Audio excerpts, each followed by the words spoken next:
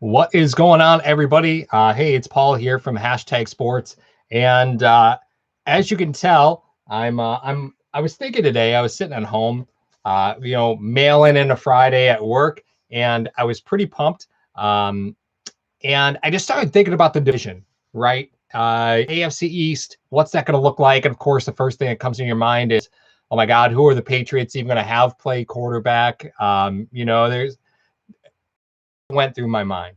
And I just thought to myself, we're going to win the division. And I don't ever think that way. I do not. Don't get me wrong. I love progress. I think progress is important, but under no circumstance do I ever go, this is about to happen. I had that moment today where I was like, yeah, this is about to happen. So what I did was I went and I grabbed, let's see here, some more RAM for my laptop. And I was like, let's throw some more RAM in the laptop. Let's get at this live stream tonight and let's talk Buffalo Bills football. Lots of stuff happening in the world of the Bills. We did post a video on the reasons why Zach Moss has not signed his contract. And if you guys haven't seen that, go ahead and check that out. It kind of just walks through how complex the situation it actually is to get a rookie signed. At this point, at the time the video was cut, there was only one other running back in the entire draft class that had signed. So it's not super uncommon for Zach Moss not to have signed. Oh, he's got his own YouTube page, by the way. So that's, I think, Moss Mode TV is what it's called.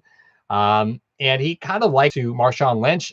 Lynch was a bit bigger, but I didn't realize how big Zach Moss was until I saw the videos that he posted. Crazy. Was it Dollar Tree RAM? It was not Dollar Tree RAM.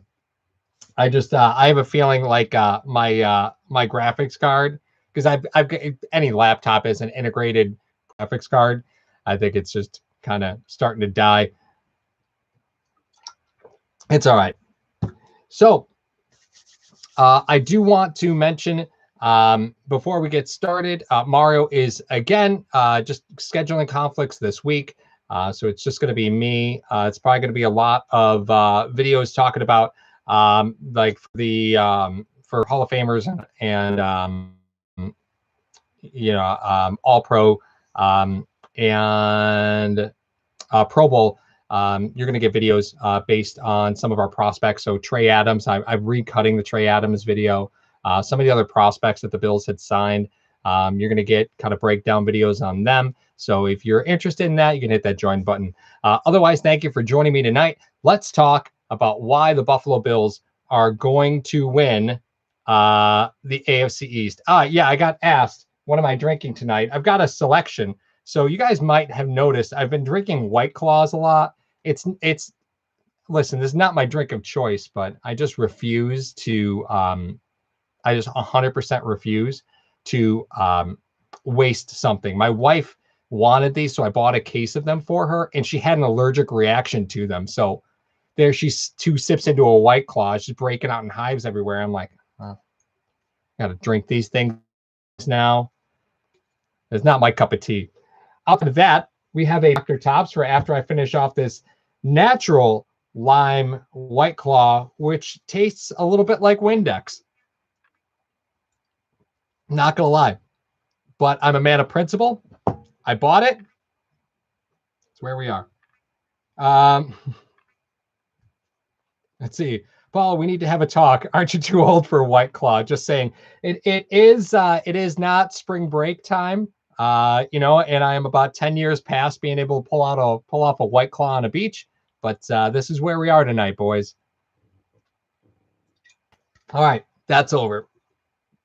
Whew, man, it's kind of like drinking that Windex that they make with vinegar. That's kind of where. Whew. All right.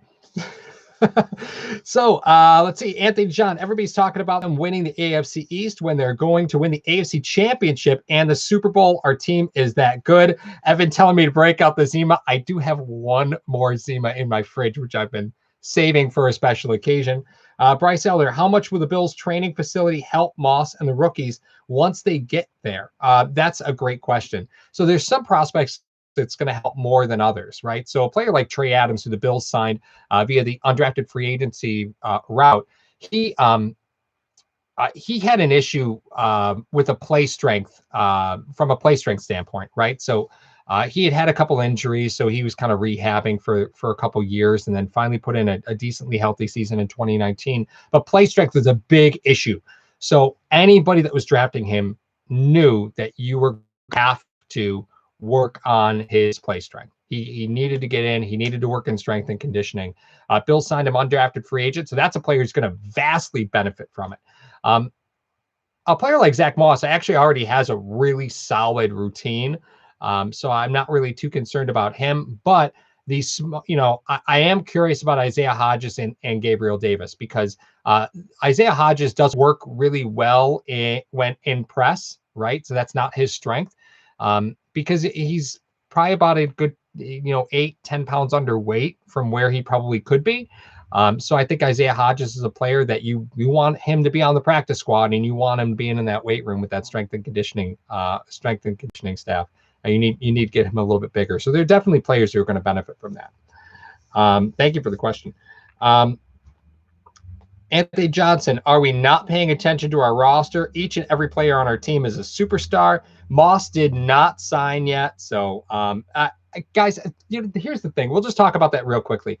Third round players are historically impossible to sign. And the reason is there's a rule in the CBA that says a player's salary cannot go up more than 25% per season. So the third round is kind of that last round where there's a little bit of play with you being able to squeeze some signing bonus money out versus getting it in your salary, right? So we'll use Zach Moss as an example. Let's say he resides in the state of Florida, no taxes in the state of Florida from a state income tax level, right? He wants as big a signing bonus as he can get. The reason is he's going to be taxed based on his residency right now. But once he starts playing, he gets taxed on where he works. So for 8 games plus the preseason, he's going to be subject to New York State taxes based on his base salary. So a player like Zach Moss wants as much in his signing bonus as possible, because if it gets shifted to his base salary, he's going to lose it to taxes. And the third round is sort of the last chance that you get as a player to kind of wiggle some money, because 4th, 5th, 6th, 7th round, you're getting closer and closer and closer to league minimum. So there's just not as much play with the money that's allocated for that position. So that's what happens there. Oh, Paul Herring said to trade Dawson Knox. I don't know if I'm there yet. Some drops are a concern, right? But you have Jason Kroom coming back.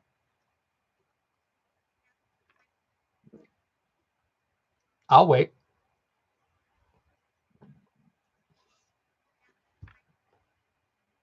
Have a good time in the comments section, boys. All right. Let's see here. Jack Patrick, we only need the best record in the AFC. So, yeah, Jack Patrick saying that I need to actually drink some real beer. I saw Alan and Davis were working out in Texas, and Alan was impressed. There's also a video out there somewhere. Yeah, there was a video posted on Zach Moss's YouTube channel. And then I saw a couple highlight videos that were floating out there as well. Isaiah Hodgins was there, Gabe Davis, Matt Barkley, Zach Moss. There was one more. I don't remember who it was. And actually, our Hall of Famers, Hen Dog and Apex, and I were talking prior to the stream, because in that level of membership, there's a one-on-one stream that you get with us before the live stream every week. We were talking about Alan traveling so much, because Alan's actually set to meet with Diggs in Florida to try and get some workout in with Diggs. And I think it's great that you have a quarterback that's willing to say, hey, let's go. Where you are is where I'll be. Let's get it.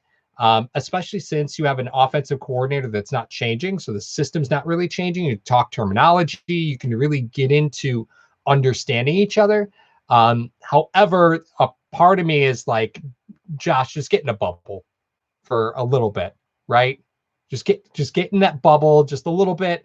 I know you're excited, but we just got these guys. We just acquired these players in the draft. We just acquired Stephon Diggs. Let's let's just be careful here. Let's just move forward carefully. DLC Kroom is going to the Pro Bowl. To do what? To do what? St. Kroom's going to the Pro Bowl. Donnybrook, what's up, buddy? So let's first off, before we get going any further, let's say what is up to all the premium members. That is Donnybrook. That is Hendog, Evan Anderson. Let's see here. Tony B, Apex. We keep going. Yep, Tony B, Evan Anderson. Where are we? I think that's everybody, right? I think that's all of them. Yeah, I think we're good. So thank you very much for being that premium member. You get that little tag. You get special little gifts at the practice level or practice squad level. Okay, Kroom is going into the hall, says Jack Patrick. If Pagula loans his private jet, oh no, there we go. Tony B, if Pagula loans his private jet, there will be low risk. Oh, that's interesting. I'm curious where Josh is staying because if you're traveling a lot and in times like this right now, things like a hotel room might actually be a little bit more likely because you share an elevator with somebody. There's just more common areas that you share with people. But like Airbnbs, it's just you, right? It's just you and that's it. You can kind of control that environment. So I'm very curious how Josh Allen is traveling to all these places. I mean, I'm glad that he's putting in the time. Like, this is what you want your franchise quarterback to do, right? This is what you want your QB to do. You want him to say, listen, this is my team. This is my offense. I'm going to go. That's it. Well, welcome to Buffalo, right? Let's get some really bad chicken wings somewhere because that's probably the thing to do. Like, hey, you're from Buffalo. Let's go get some chicken wings somewhere. And everybody knows you don't get chicken wings outside of Buffalo, but I'm sure a lot of these people want to do it. Oh, and Ryan's is there. Thank you. I'm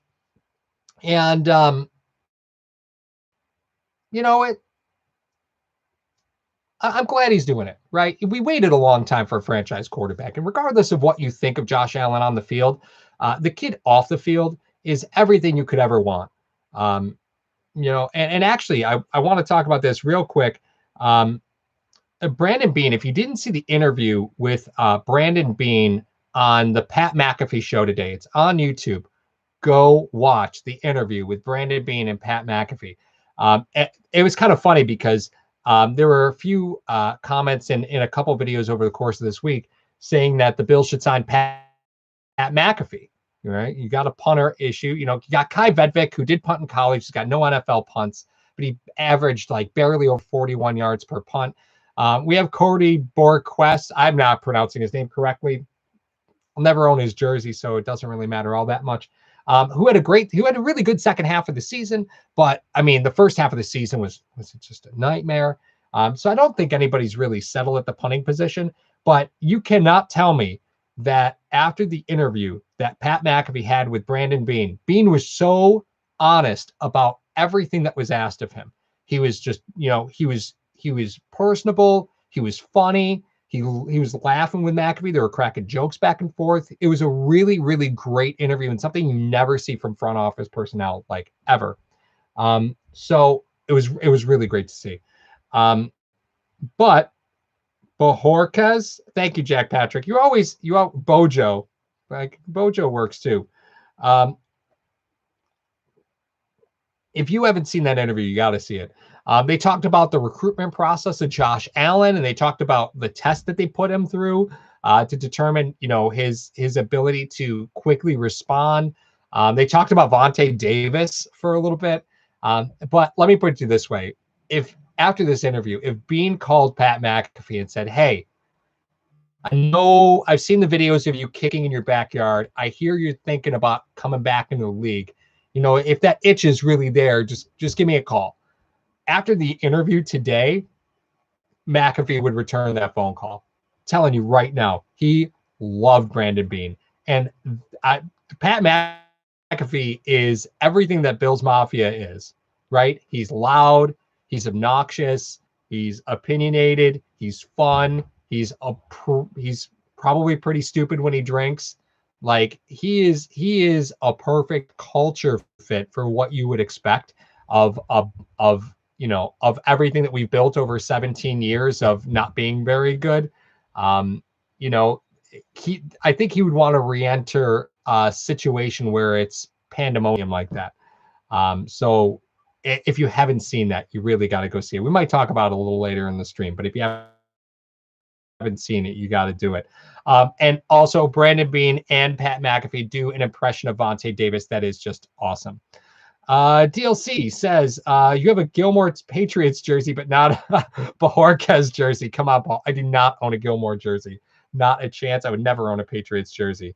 Bojo got a Gojo on Daniel Garies. Oh, yeah.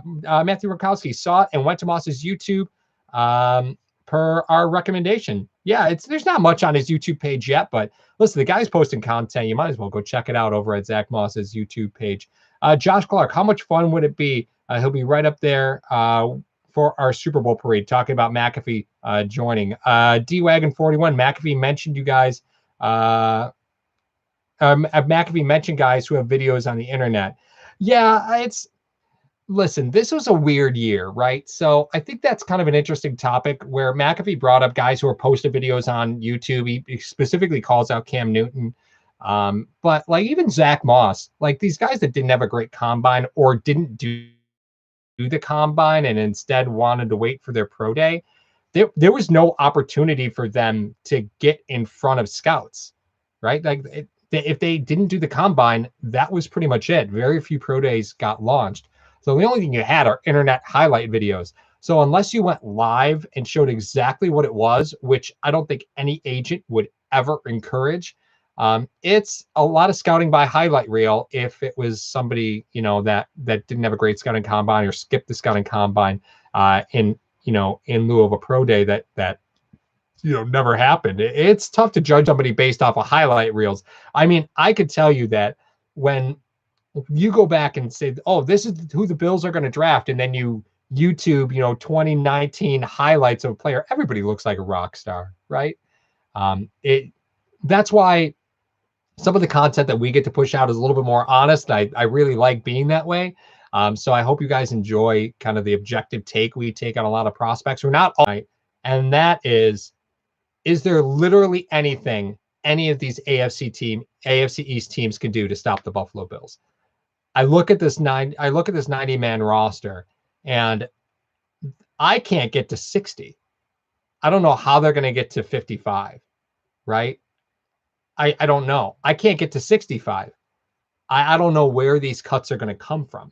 Like, this roster's outstanding from a 90-man perspective. Like, it's an outstanding roster. I don't know how you get there.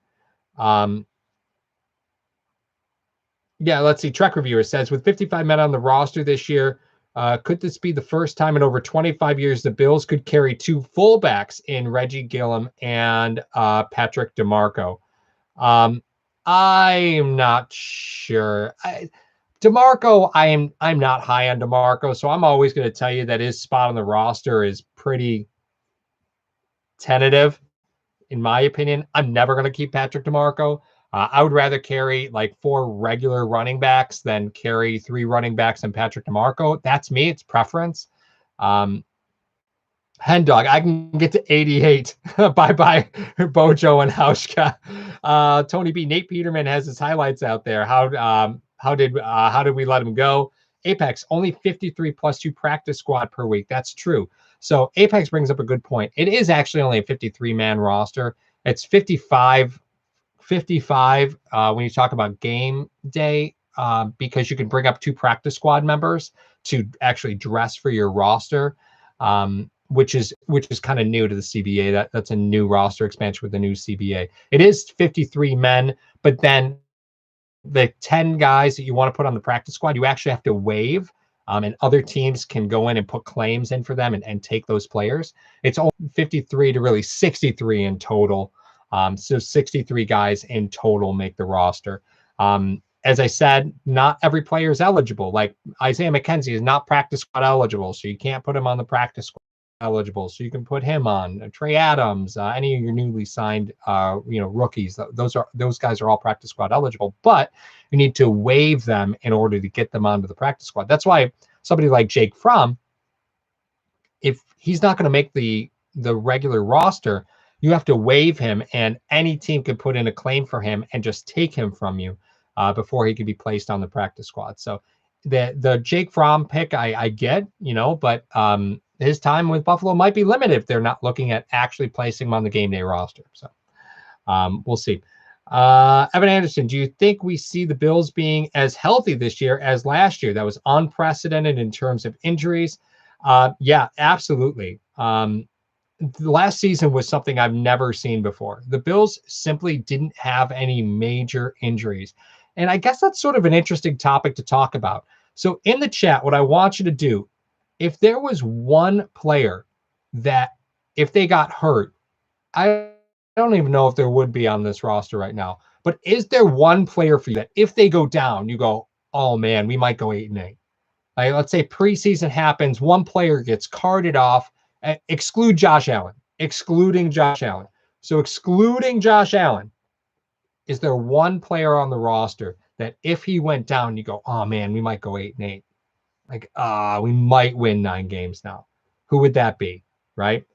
Let's see. Anthony John says motor. DLC says Lee Smith. I will cart Lee Smith off myself. Apex says Josh Allen, but Josh Allen's excluded. Apex, play by the rules. Hendog, play by the rules. Allen is excluded. Ryan says Edmonds. That's interesting. I'm inclined to agree with you, although I'd be more worried if Trey went out as opposed to Edmonds. Actually, Donnybrook says Trey now as well. Dan says the Bills have been very healthy for 2 years now. Oh, D-Wagon says Diggs. He hasn't even caught a Josh Allen fastball yet. Chris dropping the Reed Ferguson snap flow 69. You're one of the best Twitter followers on the face of the earth. Mitch Morris. Steve Lynn says Mitch Morris. I'm curious about that, Steve. Let me know in the comment section why you think Mitch Morris, because he was down early in the season. They moved Feliciano to center. So I'd be really curious to know why you say Mitch Morris. Justin S says Trey. Evan says Edmonds and White maybe. Spin says Diggs. Jack Bajorquez. TLC Mario would say Star. AK Cash says, what receivers do you think we keep? So we kind of had this debate last year a little bit. I think you probably are carrying 6 receivers, right? So if we just have to call everything even, right? So you're carrying the 3, John Brown, Diggs, and Beasley. Those are your 3, right? So then, I mean, realistically, it probably carries 6. Only 5 will be active normally 5 would be active on game day, although we saw the Bills dress 4 a couple times.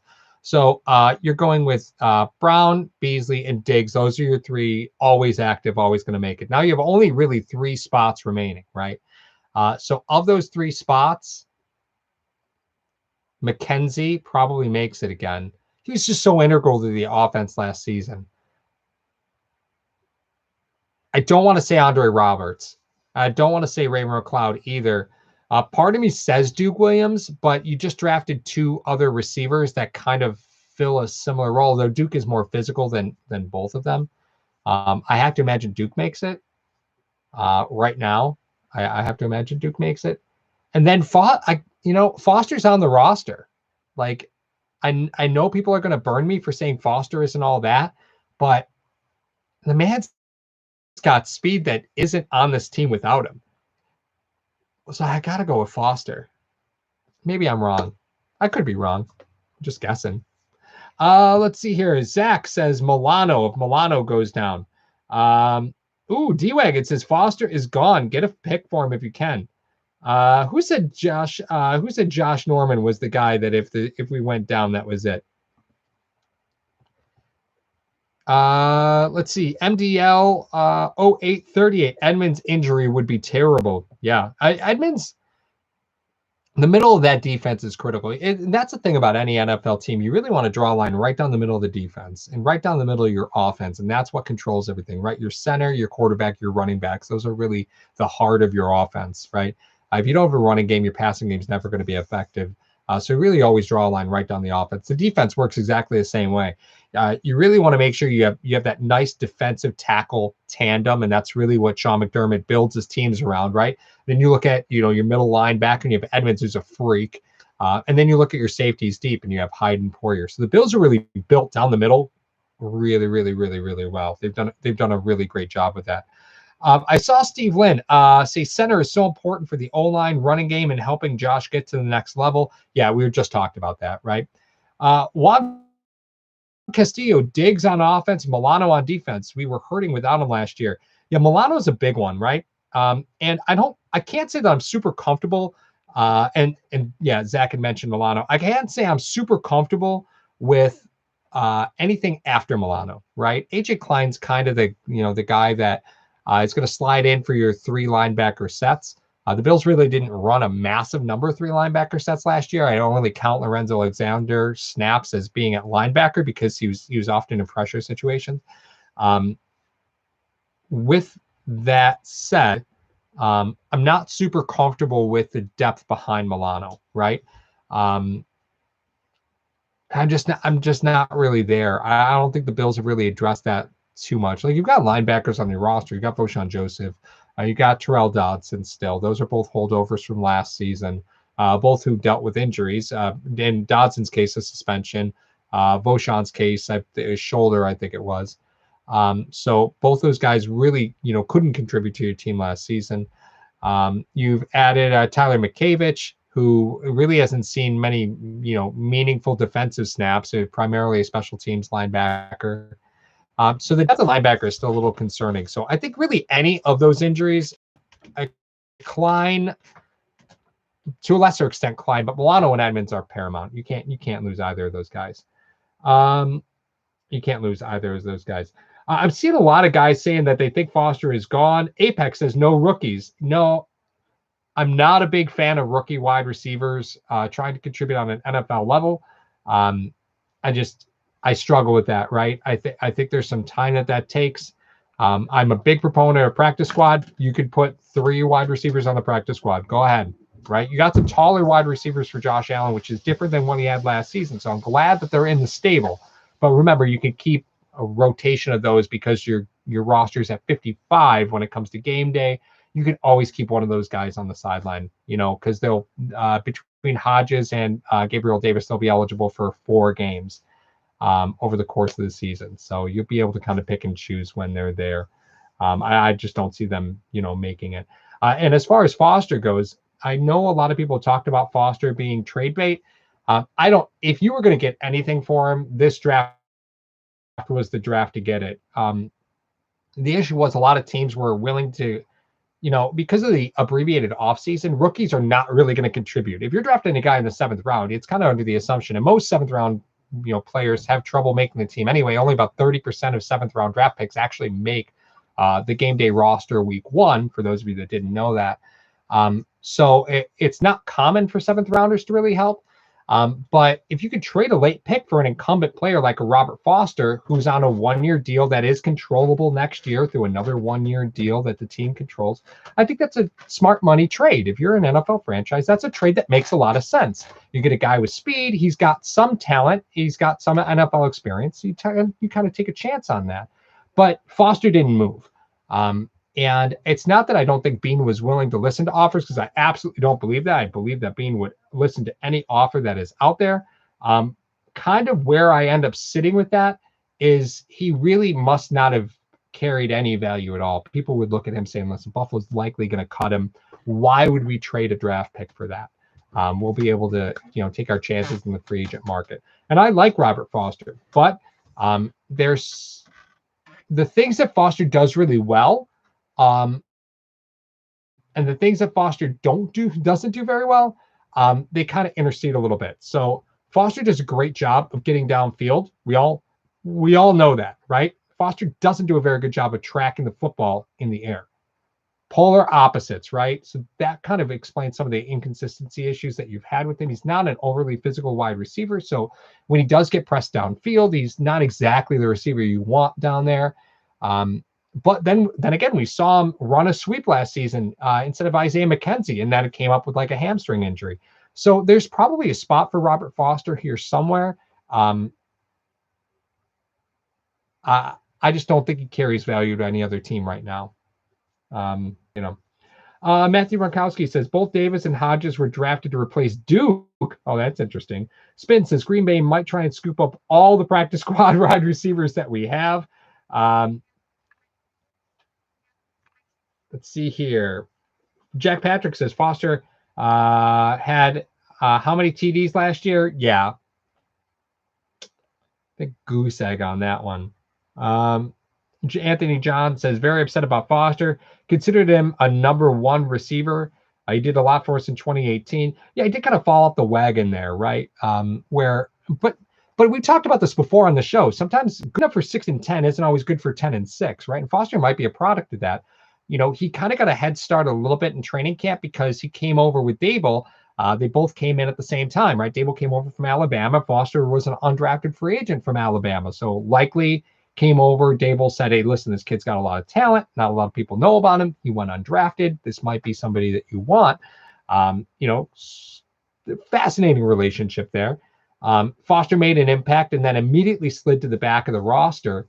It wasn't even active for most games last season. So you have to wonder if it's, is he having trouble reading the routes? Is he having trouble adjusting to expanded roles? Like, what's really the deal there? The nice thing and terrible thing about the Bills is they do a great job of keeping everything in-house. We really don't know of any frustrations, any issues, any off-field problems. They've done a good job of keeping a lid on that. The downside is that they've done a good job of keeping a lid on that, and us talking about speculative things, we can't really speculate all that well. There's no idea what the hell's going on because they've done a good job of keeping a lid on it. Do you think Roberts has any trade value? I will never be able to pronounce your YouTube handle. I am so sorry. Duda asking if Roberts has any trade value. No, at this point, probably not. Listen, they make kick returners every season. You can get them in the 5th, 6th, 7th round of any NFL draft. There's probably 7 to 10 guys on practice squads throughout the course of the season that you could call return men. Roberts had his opportunity to kind of flash what he could do at the wide receiver group. I don't really know if he took advantage of that opportunity, right? Because he had a chance to push McKenzie further and further and further down the depth chart. And all you saw was McKenzie being more and more and more involved in the offense and then eventually taking all of his snaps. So I can't really see Andre Roberts having much trade value, especially at his age at this point. He's not really a long-term investment. So I don't think Andre Roberts carries much trade value. Let's see, Tony B. Yes, Zay was our number one at one time, and Peterman was our number one too. That was when Paul used to drink. There's many reasons why Paul stopped drinking. Except there's no laws with the claws, boys. Except this Dr. Tops. Woo! That is good. Bryce says, bring back Rod Streeter. He can bring us to the promised land. Oh, God, no. I'm glad those days are over. I'm glad those days are over. Yeah, Foster took on that special teams role very willing. And that's sort of an interesting thing about Antonio Williams. So he's the running back that the Bills signed via undrafted free agency. Big special teams guy. So while he was a running back for UNC, I think he only had a couple games where he had more than 10 carries. So big special teams guy. Look at your running back room right now. You've got TJ Yeldon, Tywan Jones, Zach Moss, Devin Singletary, Antonio Williams, right? And Christian Wade. So outside of Yeldon and outside of Tywan Jones, you've got one season of NFL experience between the rest of them. And of course, you have Gillum, but he's listed out as a fullback right now on BuffaloBills.com. So that's what I'm going to refer to him as the running back from Toledo. He's classified as a fullback. He should be. He's like 30 pounds heavier than like every other running back on the roster. Hen Dog, stop talking about Jeff Toole. You stop it right now. I love you guys, but let's stop talking about Jeff Toole right now. I still have nightmares of that Kansas City game. AK Cash says, I'm excited about our top 5 pass rushers. I think Apenza and Quentin Jefferson are going to do damage next to Oliver inside. I'm really curious to see what Oliver looks like this season. So last season, I thought he played a little lighter than he should have. He dropped some weight prior to the NFL draft because I think he wanted to show teams that he could play on the outside of a 3-4 as well as on the inside of a 4-3. Because he'd played nose tackle on 3-4, which really was very misplaced for him. So he did trim some weight. I think it, again, was to kind of show versatility, that he could weight manage, but he never really got up to weight with the Bills once the season started, which is totally understandable. So I'm super curious about what he looks like coming into this season. Let's see here. Jack Patrick says the backfield is going to be Singletary, Moss, and Wade. Man, people love Christian Wade. And don't get me wrong, I like Christian Wade a lot.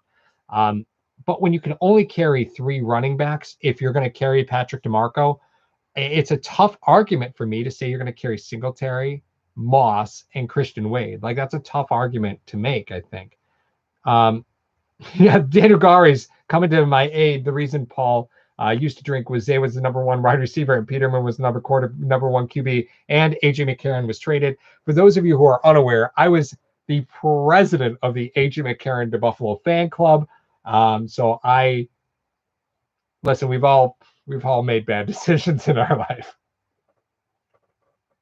Some of them just happen to be recorded and available in the archives of Hashtag Sports on YouTube.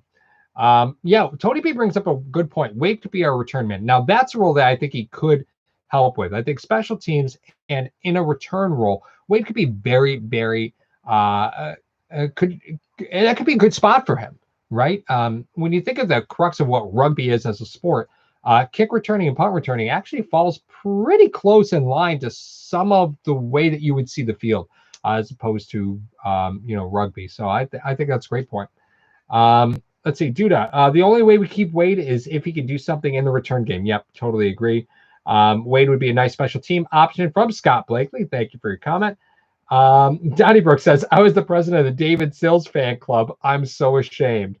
Again, it's the internet. The internet forgets nothing. So when you're posting anything, when you're writing anything, when you're doing anything, just remember, the internet forgets and forgives no one and nothing. No one and nothing. Yeah, Donald Clark says Moss hasn't signed yet. Yeah, we just talked about that. There's only one other running back in the entire draft class that's signed. So kind of real quick, for those of you that don't know this, we're just going to go back real quick to 2000, whenever. When Dante Fowler was drafted in the top 10, he went to the rookie minicamp for the Jaguars and tore his ACL in the rookie minicamp. He had not signed his contract yet. So that sounds like a big deal, right? Well, actually, in order for him to get on the field, he signed a rookie contract, which is a rookie agreement. And what that is it's a piece of paper that says, if you get hurt during rookie minicamp, the team will still negotiate with you as if you were not injured. It's like a good faith agreement. So Dante Fowler had signed a rookie agreement. So he signed his contract, his rookie contract, as if he had never been hurt, right? It was actually the same structure as what he would have been offered otherwise. Rookie contracts are a little stipulated. There is room to get bigger signing bonuses and things like that. So there's a little room for play there. But Zach Moss, like if he were to get hurt right now, is not part of a rookie agreement. These are not team organized activities. This is Josh Allen going around and working with players. So the fact that he hasn't signed yet is not really a red flag because there's no actual team organized activities. The Bills kind of jumped the shark on everyone by signing almost all their draft picks. The Bills have right now, I think like 30% of the draft picks signed are currently on the Bills. So not many players have really signed over the course of, how this has gone. Jordan Sinikowski, how far do you see us going this year? I think it's going to be the Bills versus the Chiefs in the AFC Championship game. Well, we are going to get a preview of that on October 15th for Bash Fest, which is going to be the Bills against the Chiefs. I am super stoked about that game. I am like super stoked about that game. If my memory serves me correctly, that is a home game, and that is a game where that's a game that I would love to be at. Right, Martin and I have been talking about doing a hashtag tailgate. I think that game might be it. I don't, that's going to be a tough one to keep me away from, man. I'm going to want to be there. I've always wanted to see I've always wanted to see Mahomes play in person. I just want to see what all the hubbub is about. You look at YouTube highlights and you can watch the game on NBC, and that's great. But there's some things you just got to see in person. Yeah, D Wagon says that's a Thursday night game. That might be the game. That's a day off of work. Grab cornhole, grab the grill. That might be a tailgate game. So if there's ever going to be a game, that one might be it. Because that's take Thursday off of work, take Friday off of work. That might be the one. That might be the one. Yeah, Dan brings up a good point though. He says, "Too bad that game's going to be played on 4 days rest." Yeah, but that's what happens with Thursday night games. Thursday night games are kind of funky in the way that teams often come off of short rest. Some teams, they were trying to work in where the team was coming off the bye week to play on Thursday night, but they had some issues with that within the structure of the CBA, so they couldn't really organize that across the board for every team. They did try and do it. Thursday night games are strange in the fact that the football always looks flat, right? And the game plan always looks pretty similar to the week before, because normally Thursday is when you're in install for your next week's opponent. So Thursday night games are I'm not a big fan of Thursday night games, especially against marquee opponents, because you kind of have to install some of the structure of what you plan on doing on Thursday night in the game previous. So we'll talk about that a little bit during the season when we get into film breakdown, and we'll show you a little bit of what that is. And after the Thursday night game, we'll go back and show you, okay, look at these package of plays the Bills ran. Notice they're exactly the same against the Chiefs as they were the week before against the, on Sunday. Yeah, Tony says Mario can power drive Drew there. That is true. Drew from the Rock Power Report, if you guys were unaware, Drew lost a bet to Mario during the draft show, and Mario gets to power bomb Drew through a table at one of the Bills tailgates. We still have to set a time, date, and location, obviously for many reasons that is yet to be determined. But yeah, Mario has to power bomb Drew from the Rock Power Report through a table at one of the tailgates. So that's going to happen. That's going to happen.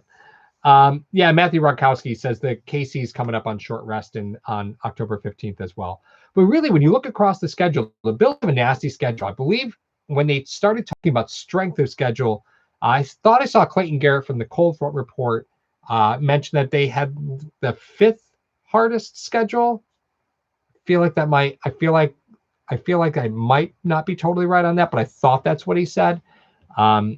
And if you look up and down the schedule, yeah, but the Bills have had a hard schedule for a long time. Anytime you're playing perennial Super Bowl champs twice a year, it's tough. Brandon Bean even mentioned it with Pat McAfee today. He said, listen, Tom left the division. We were 0-6 against Tom. We never, since I got in Buffalo, we've never beat the Patriots. And he's right. 0-6 against the Pats. It's tough to play the perennial Super Bowl champion.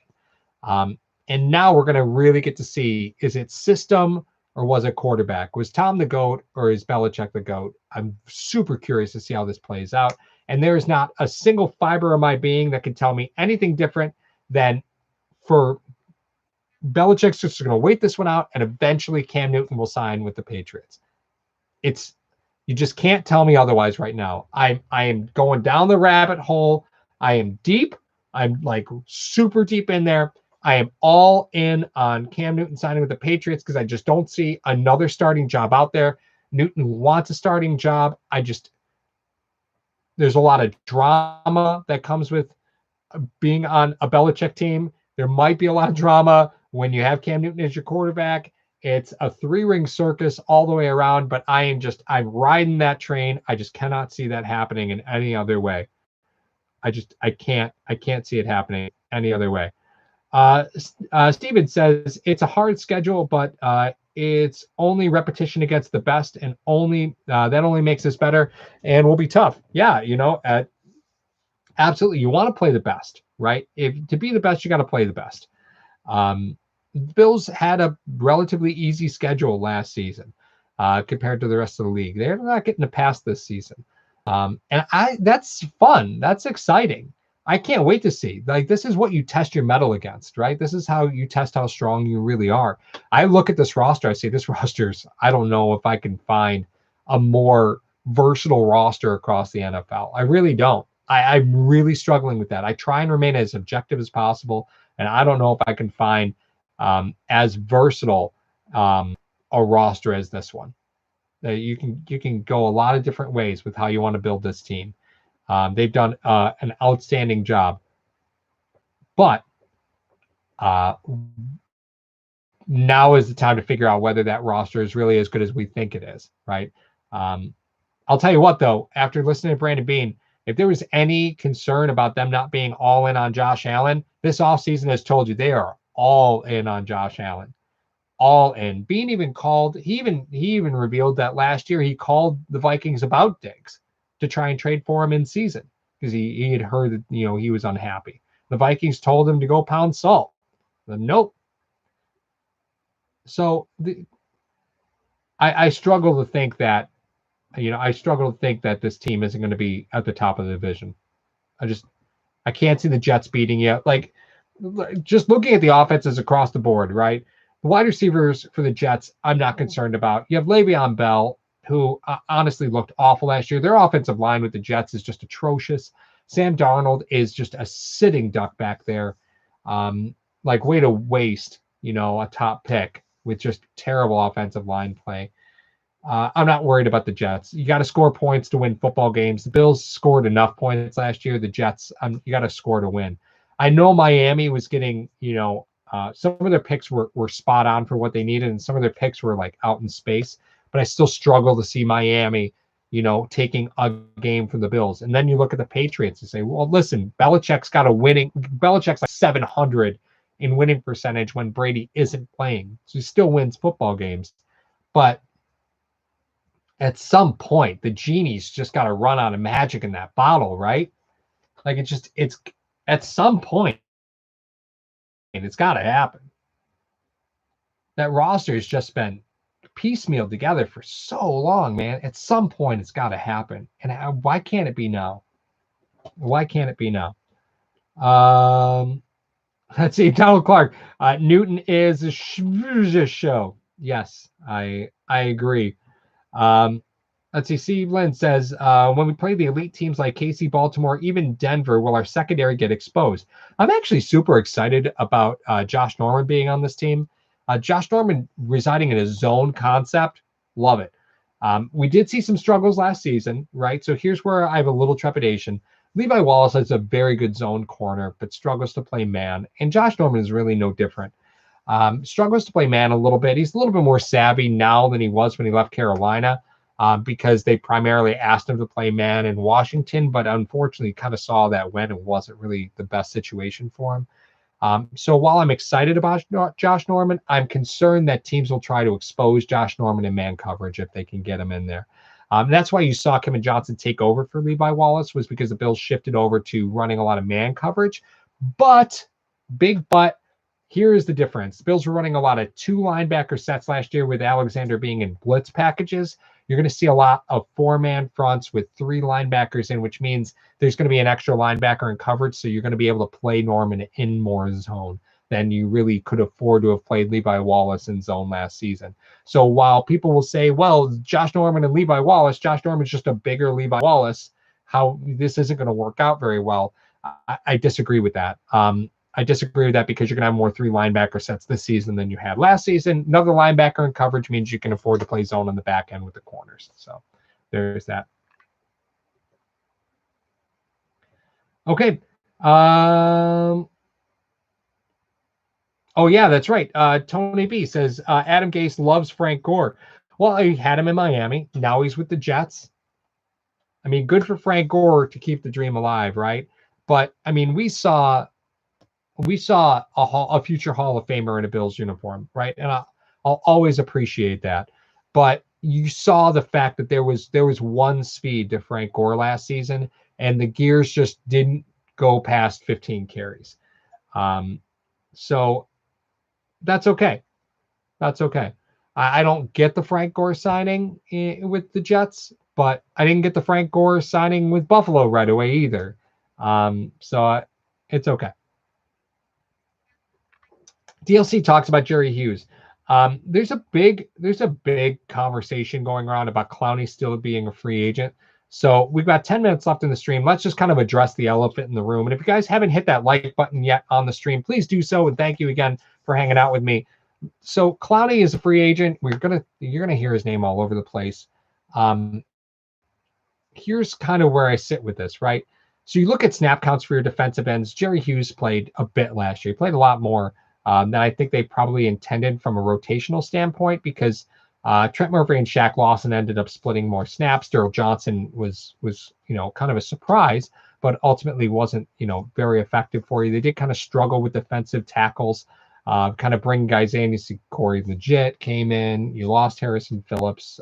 Jordan Phillips was able to manifest a role for himself that kind of put Oliver, who was starting, kind of put some snaps in question for him. Starr had really a terrible season, but Jerry was there. And while he wasn't super productive from a stats standpoint, I'm excited to see what he does this season. But you brought in Mario Addison. You already have Trent Murphy. Clowney doesn't make sense at this point, right? The money that you could have given Clowney, you've already given Mario Addison. So all you're doing now is you're taking money away from Matt Milano, Deion Dawkins, or Trey White.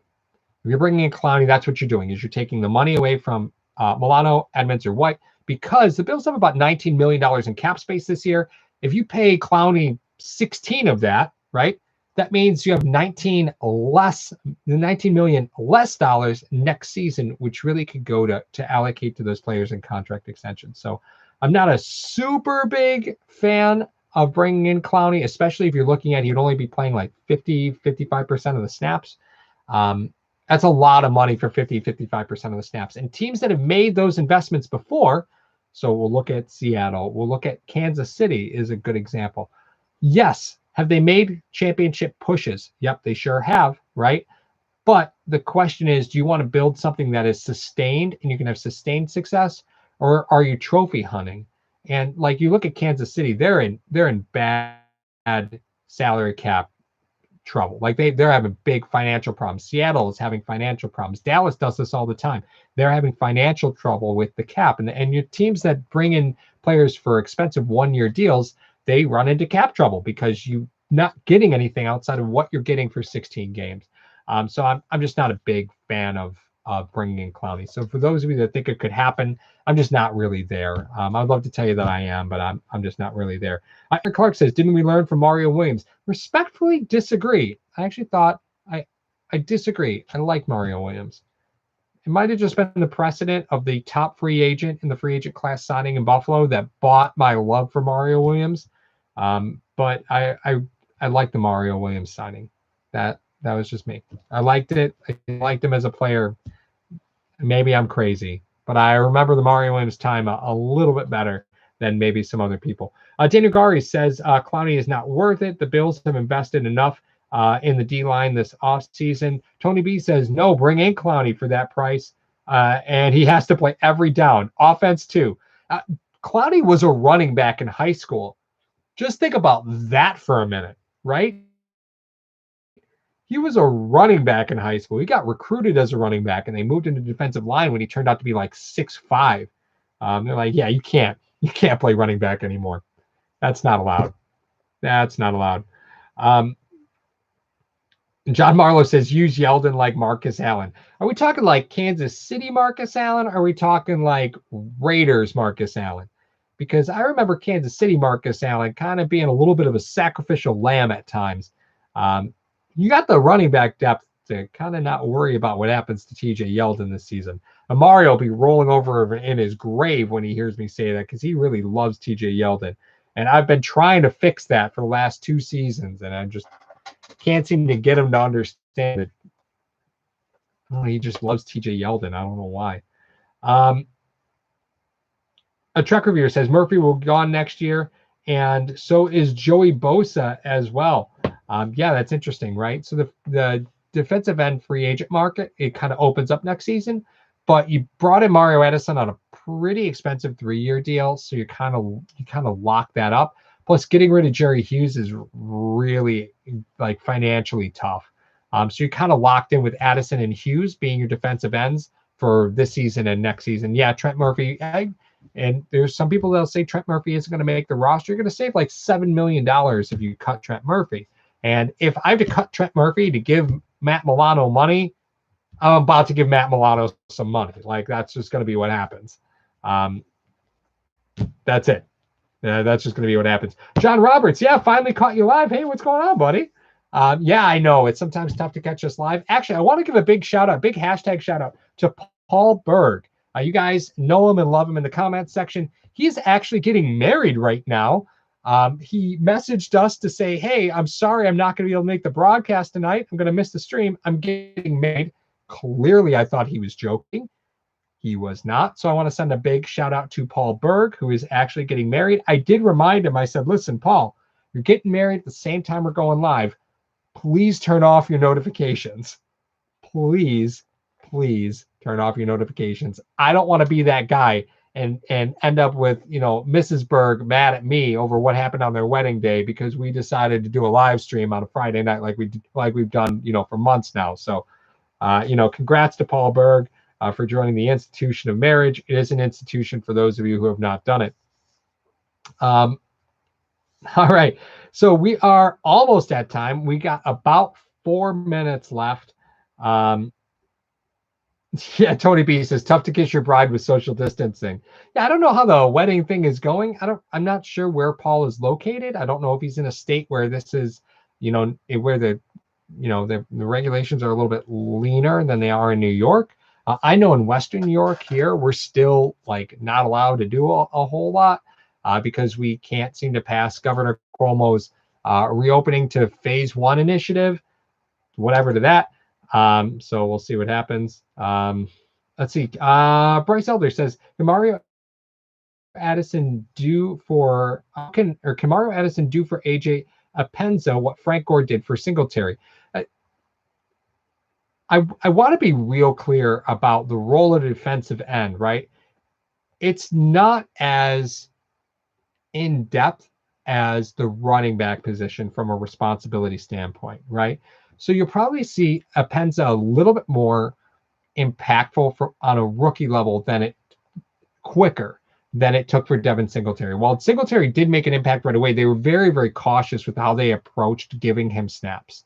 Now, you don't really need to rush Apenza along because you've got Trent Murphy right now. You've got Mario Addison. You've got Jerry Hughes. You still have Daryl Johnson. You've got actually a whole lineage of guys who could play the defensive end position on the roster right now. So there's no real rush with Apenza. But with that being said, by week 6, I think you'll probably see an increasing amount of him taking snaps.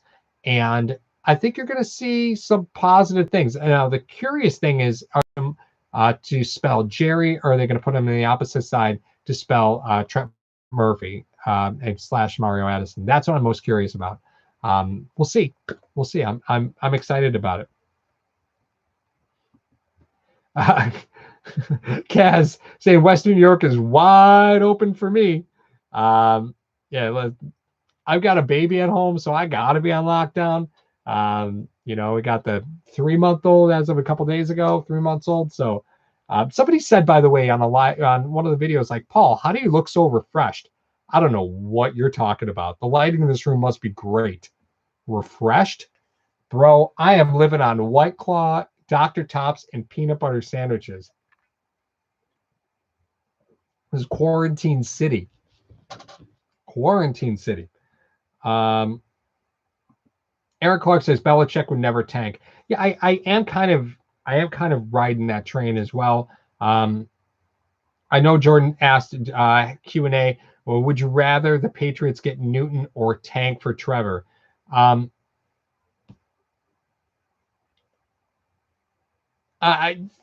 Patriots not winning, I just don't see that. Well, one, I would love to see the Patriots fan base try and take a 6-win season right to the chest. I would love to see that.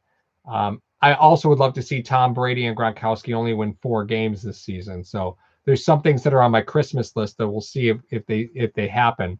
But I don't think Belichick has it in him.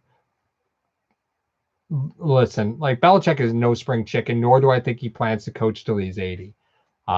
He's got a lot of responsibilities, both the general manager and as the head coach. But that train's coming to the station sooner than it is leaving. So I think there's I don't think Belichick is going to want to waste the season. It's really plain and simple. I don't think he's going to want to waste the season. DLC says I'm looking great except for the hat. Cass says I've got 3 kids and a wife that's due in July. Hey, congratulations, man. Much love for expanding the family. I know this sounds. I hope the regulations in hospitals allow you to be as involved as a dad as you can be. I know with lots of kids it's tough. Again, this time adding number 3, it's tough when you have kids and you're having kids in the hospital. I get it, but I hope the regulations are there to be there as much as possible. So best of luck, man. We are at time. It is an hour. And unfortunately, that is time for us here at Hashtag. So what I want you guys to do, if you have any questions, go ahead and pop it in the live chat now. If there's any topics you want us to cover this week, Mario has the week off. So I'm just going to be sitting here cutting videos for you guys and, popping them up throughout the course of the week. If you are one of our premium members, then you do get early access to the videos. So any level above practice squad, you will actually get to see those videos early. I apologize about last week. Mario and I had a scheduling conflict. We thought we were going to get to record. So I was just kind of recording stuff and tossing it up as I could. This week will be a little bit more organized. Mario is actually off this whole week. So if there's any questions that you guys want, do hashtag Q&A. So I have to do Q&A and then put that question in there, and I will be happy to do it. A 24-hour live stream. Who said it? Trek Review, are you out of your mind? You got it. You're nope. Nope. There's many things in the world that I will consider. I will give everybody their day in court. A 24. Nope. That's not going to happen. DLC asked for a video on Tyler Bass. Yeah, anything you guys want. Any questions you have, go ahead and pop it up. I'll see if we can cut a video on it. So again, in the comment section, just put Q&A, and then whatever your question is. I don't know how many videos I'll get to this week, but I'll try and get to as many of your questions as possible. Outside of that, I love you guys. Of course, go Bills. I cannot wait for the Patriots to win 6 games, the Bucks to win 4 games, the Bills to take the AFC East. I can't wait to whoop Kansas City's ass on October 15th. Mario powerbomb Drew from the Rock Power Report through a table at a tailgate. There is a lot of things that I need to see this season because we need to be there. That's it. I do not want an empty stadium. I get it. But there's just so much I need to see in person this year. And I hope you guys are with me. I love you guys. And we will talk to you soon here at Hashtag. Have a great week, man.